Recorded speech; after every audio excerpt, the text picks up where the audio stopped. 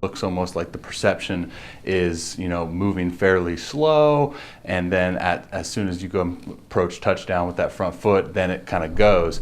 Yes, so for me, it comes down to like the simple thing that I talk about a lot in my long toss, and it's just another reason why I'm such a proponent of long toss, is because it gives you good feedback as far as that specific goal. So I talked about how I'm trying to throw the ball as far as I can without necessarily trying. So with that same type of cue and verbiage, it means like, how can I apply as much force? How can I move through time and space as efficient as possible? How can I get into the most optimal positions with my feet, my hands? When I talk about how can I apply force, that goes into the same category as how can I apply force efficiently. I talked about the drive leg mechanics in a post that I'll link as well, in terms of like when we go into the force application of our backside, like what does that look like? So it all comes together for me, when it comes together, is like when I'm on a mound, it's like, okay, I'm gonna not try to throw hard, I'm not gonna try to max out and all this stuff, and I'm not saying that's bad, I'm not saying there's a time and place for intent. Intent is great. I think I've talked a lot about how you have to have the intent to throw hard, but let's lay a foundation first, right? Like, let's optimize the moving parts of the delivery first and foremost. And once we optimize that, then we throw the layer of intent on, and it's like, boom, right? Because now we have efficient movements. We have movement and strength capacity in those movements. We've explored ranges like that. I've talked about that as well. And then now we add like the mental component of intent. As gravity tells us that we need to go down the mound, is like, how can we remain forceful into the backside? So you're constantly like, think about it as like, you know, you're pressing down, and that's kind of like a level of a bar going up and up and up. So as soon as like gravity kind of starts to pull us, how can we remain stacked on that backside and still remaining forceful? And then I talked about this in the long toss video, is like when we go to descend, if we can hold that stretch, hold that separation, right? This is where all the technical mechanical verbiage of like scap retraction and rotation and counter rotation and hip shoulder separation, like all of that comes in.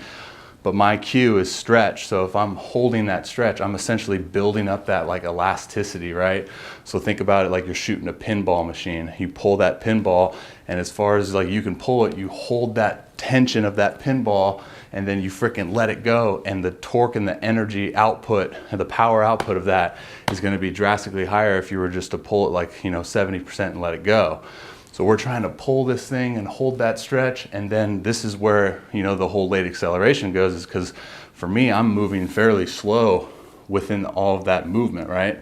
I'm lifting, I'm coming down from my lift, separating, I'm on time, and now this is where that process starts to happen.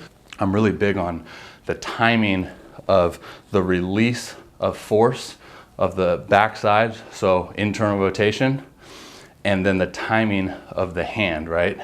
So if you think about like a catapult coming through, like if the tip of the catapult is in front of the base, you're not gonna get a solid whip, right? Or if it's behind the base drastically, you're not gonna get a solid whip either. So it has to be just on time, and that's where I look at that drive leg and the hand speed, or the hand timing, and the position of everything moving as one. So I can be slow here, and I can come down from my lift, and then I could hold that tension, I could feel that stretch, and then as soon as, you know, it's comes time to release, as soon as I release that force and I go into internal rotation, and now I start to really feel that power transfer, and then I have to stabilize on the front side, that's when I need my hand to go in rhythm with everything.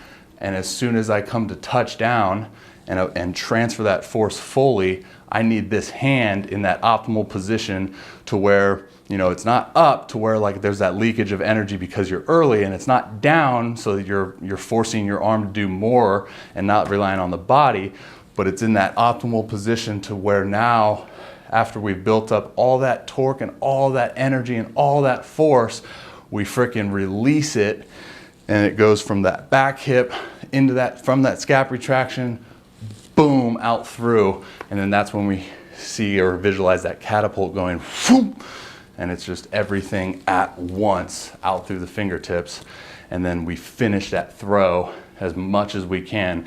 That's what I mean by late acceleration, because I mean, yes, we can sit here and talk about just acceleration in general, like the faster you move, like I get it, there's a theory for that, and absolutely it's 100% true. But for me, I'm talking about a specific thing that I think about and what actually goes into it, right? Like the details that do go into it. So hopefully that makes sense.